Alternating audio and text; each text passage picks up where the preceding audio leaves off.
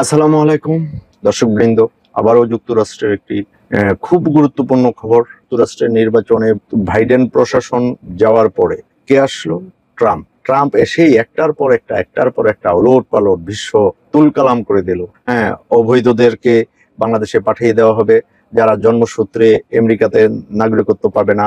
এরপরে ট্যাক্স নিয়ে শুল্ক নিয়ে সারা বিশ্বের মধ্যে হইচই ফেলে দিল।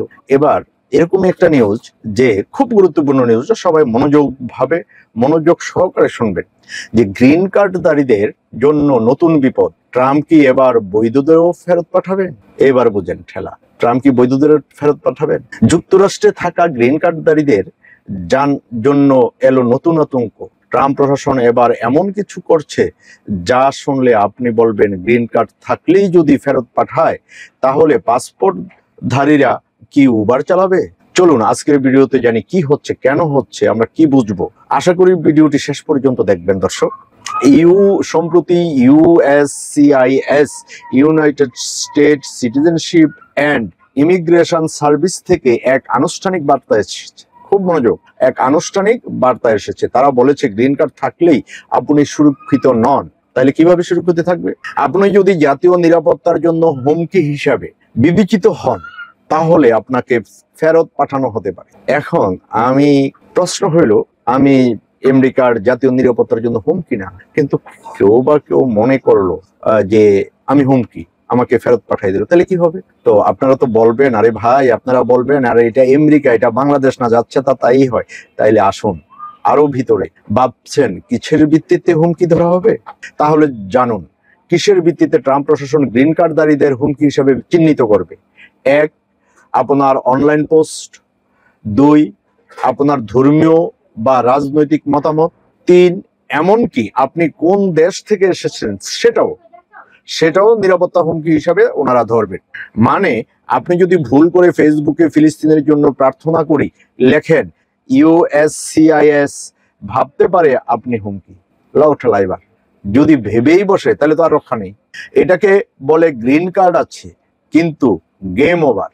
সহজে বিশ্লেষণ করলে বোঝা যায়, ট্রাম্পের এই কৌশল নতুন না। তিনি 2016 সালে প্রেসিডেন্ট হবার পর থেকেই আমেরিকা ফার্স্ট নীতি নামে অভিবাসীদের বিরুদ্ধে নানান ধরনের কঠোরতা চালাচ্ছেন। কিন্তু প্রশ্ন হচ্ছে, এবার গ্রিন কার্ডধারীদের টার্গেট কেন? আমার বিশ্লেষণ অনুযায়ী, আমি নিজে ব্যক্তিগতভাবে মনে করি ভোটের রাজনীতি। ট্রাম্প জানান, ইমিগ্রেশন ইস্যু তুললেই তার কট্টর সমর্থকরা খুশি হয়। তাই তিনি ইমিগ্রেশনকে বানালেন রাজনৈতিক পুঁজি, ভয়ভীতি দেখানোর কৌশল। 2 নম্বরে, বৈধ অভিবাসীদেরও আতঙ্কে রাখা হচ্ছে, যেন তারা রাজনৈতিকভাবে সক্রিয় না হয়। মনে রাখবেন, গ্রিন কার্ডধারীও যুক্তরাষ্ট্রে নানা অধিকার ভোগ করে, যেমন ধর্মীয় স্বাধীনতা, মত প্রকাশের অধিকার। ট্রাম্প চান না এই মানুষগুলোর সমাজে কোনো বিরোধী শক্তি হোক, আইনগত ফাঁকফোকর। ইউএসসিআইএস এখন ন্যাশনাল সিকিউরিটি কথাটাকে এমন ভাবে ব্যবহার করছে, যেন কারো হাঁচিও যদি হোয়াইট হাউসের দিকে হয়, তাও তারা হুমকি। বাস্তবতা হচ্ছে, কিছুদিন আগে কলম্বিয়া বিশ্ববিদ্যালয়ের ছাত্র মোহসেন মাহদাওয়িকে গ্রেপ্তার করা হয়। তার কোনো অপরাধের প্রমাণ নাই। ওই যে আগে বলেছিলাম, অপরাধের প্রমাণ নেই, তবুও তাকে ঝুঁকিপূর্ণ বলে আটক করা হয়।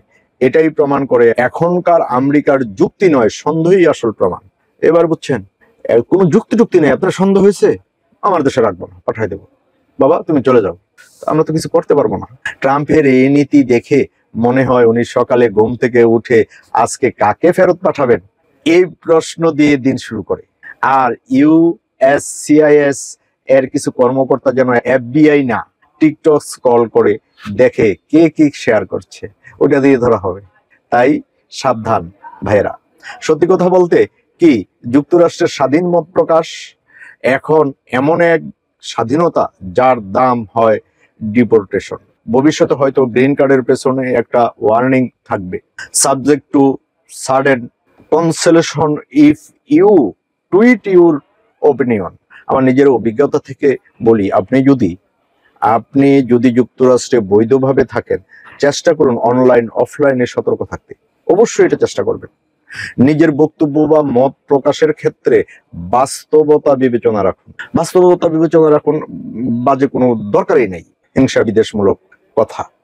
নিজের অধিকার জানুন, অধিকারটা পুঙ্খানুপুঙ্খানুভাবে জানেন এবং সঠিকভাবে দাবি করতে শিখুন। গ্রিন কার্ড মানে শেষ গন্তব্য নয়, এটা শুধু সুযোগের শুরু, আর সেই সুযোগকে টিকিয়ে রাখার দায়িত্ব আমাদের। তো সুপ্রিয় বন্ধুরা, এই ধরনের গুরুত্বপূর্ণ আপডেট পেতে আমাদের চ্যানেলটি সাবস্ক্রাইব করুন এবং আপনাদের মূল্যবান মতামত দিবেন। সবাই ভালো থাকবেন।